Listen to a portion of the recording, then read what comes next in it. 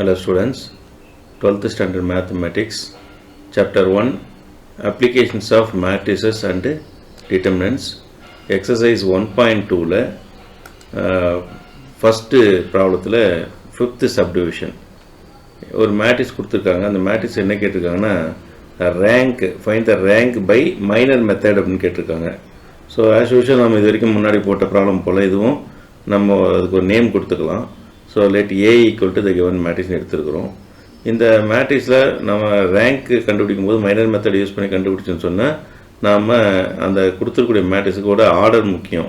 So இங்கே இந்த கொடுத்துக்கூடிய இந்த ஏன்ற மேட்ரிக்ஸோட ஆர்டர் என்னென்னு பார்த்தீங்கன்னா இதில் வந்து நம்பர் ஆஃப் ரோஸ் வந்து 3 இருக்குது. 1 2 3 காலம்ஸ் வந்து 1 2 3 4 இருக்குது. அப்போது இதோட ஆர்டர் வந்து என்ன 3/4.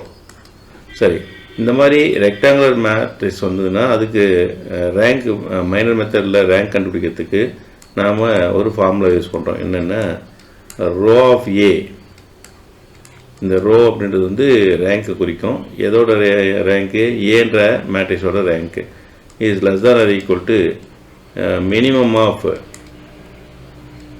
3,4 அப்படின்னு சொல்கிறோம். இந்த 3,4 எங்கேருந்து வந்திருக்குன்னா இந்த ஆர்டர்லேருந்து வந்திருக்கு. 3 represent the number of rows and 4 is the number of columns. So இதுலேருந்து ரோ ஆஃப் ஏ என்னன்னு சொல்லலாம் அப்படின்னா less than or equal to இந்த 3 4ல் மினிமம் வந்து 3. அப்போது இந்த கொடுத்துக்கூடிய மேட்ரிக்ஸுக்கு ரேங்க் வந்து less than or equal to 3 இருக்கும். அதாவது 3 இருக்கலாம் அல்லது 3 விட குறைவாக இருக்கலாம். ஸோ அதை நம்ம ஃபைண்ட் அவுட் பண்ணலாம். ஸோ இப்போ என்ன பண்ணணும்னா மேக்ஸிமம் ஆர்டர் வந்து 3 தான் நம்ம. ஏன்னா இப்போ நம்ம கொடுத்துக்கூடிய மேட்ரிக்ஸ் வந்து நம்ம மைனர் கண்டுபிடிக்க போகிறோம். மைனர் அப்படின்றது என்னென்னா ஒரு ஸ்கொயர் மேட்ரிக்ஸோடைய டிட்டர்மினன்ட் தான் மைனர். இப்போ இந்த 3/4லேருந்து நம்ம 3/3 மேட்ரிக்ஸ் தான் மேக்ஸிமம் சப் மேட்ரிக்ஸாக கண்டுபிடிக்க முடியும். சப் மேட்ரிக்ஸ்னால் என்னென்னு ஏற்கனவே சொல்லியிருக்கோம். கொடுத்துக்கூடிய மேட்ரிக்ஸில் ரோவையோ அல்லது காலத்தையோ டெலீட் பண்ணால் நமக்கு கிடைக்கிற ஒரு மேட்ரிக்ஸ் வந்து சப் மேட்ரிக்ஸு. இதில் வந்து காலம் தான் அதிகமாக இருக்குது. அதனால் 3/3 மேட்ரிக்ஸை நம்ம ஃபார்ம் பண்ணுறதுக்கு காலம் டெலீட் பண்ணி தான் நம்ம என்ன பண்ணோம் 3/3 மேட்ரிக்ஸ் கண்டுபிடிக்கணும். ஓகே, இப்போ நம்ம ஃபஸ்ட்டு பாருங்கள். நான் வந்து ஒவ்வொரு இதாக எடுத்துக்கிறேன்.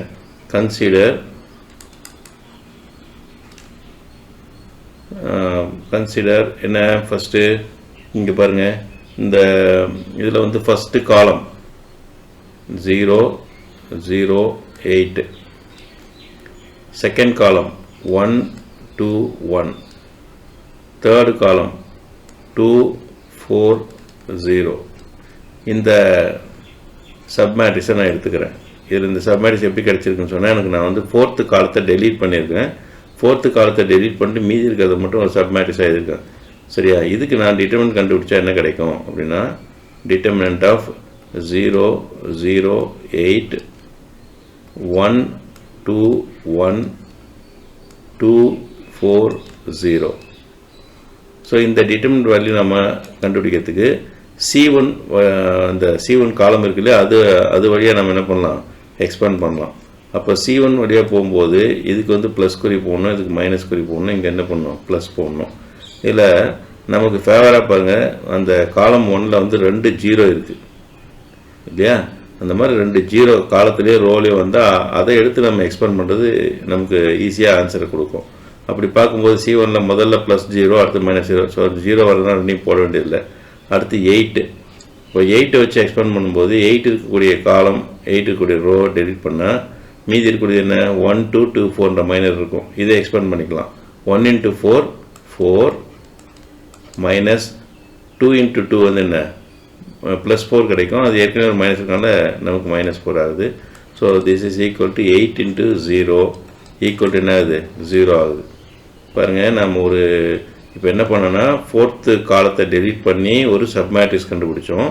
அந்த சப்மேட்ரிக்ஸுக்கு மைனர் கண்டுபிடிச்சிருக்கோம். மைனர்ன்றது டிட்டர்மினன்ட் வேல்யூ. இந்த டிட்டர்மினன்ட் வேல்யூ போடும்போது அதோட வேல்யூ என்ன ஆயிடுச்சு நமக்கு 0 வந்துடுச்சு. அப்படின்னா இந்த ஏவோட ரேங்க் வந்து 3 இல்லை அப்படின்னு சொல்லலாம் இந்த இடத்துல, ஏன்னா 0 வந்ததுனால. ஆனால் உடனே அந்த மாதிரி சொல்ல முடியுமானா அந்த மாதிரி சொல்லக்கூடாது. ஏன்னா இது ஒரு மைனர் தான் அங்கே இருக்குன்னா கிடையாது.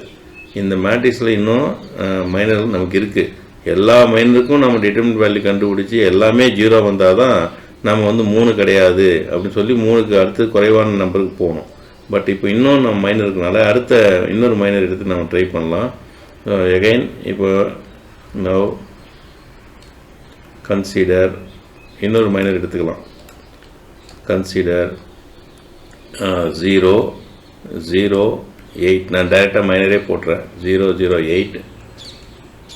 நெக்ஸ்ட் வந்து என்ன 1 2 1 1 3 2. இந்த மைனர் எடுத்துக்கலாம். இதோட எக்ஸ்பேன்ஷன் போடலாம்.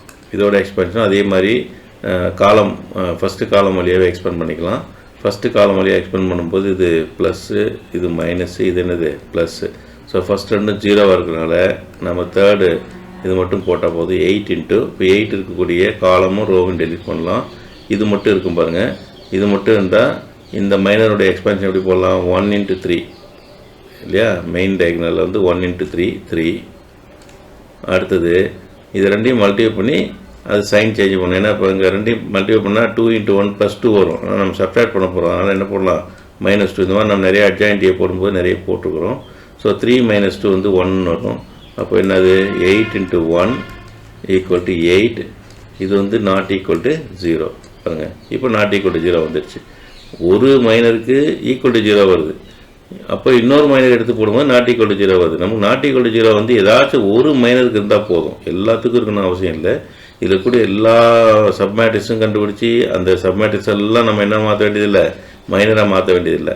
ஏதாச்சும் ஒரு சப்மேட்ரிக்ஸோட மைனருக்கு நாட் ஈக்குவல் டு 0 வந்தால் கூட போதும். அதுவே வந்து அந்த ரேங்க்கை கண்டுபிடிக்கிறதுக்கு நமக்கு போதுமானது. ஸோ அப்போது இது வந்து 3/3 சப்மேட்ரிக்ஸ் ஒன்று கண்டுபிடிச்சோம்.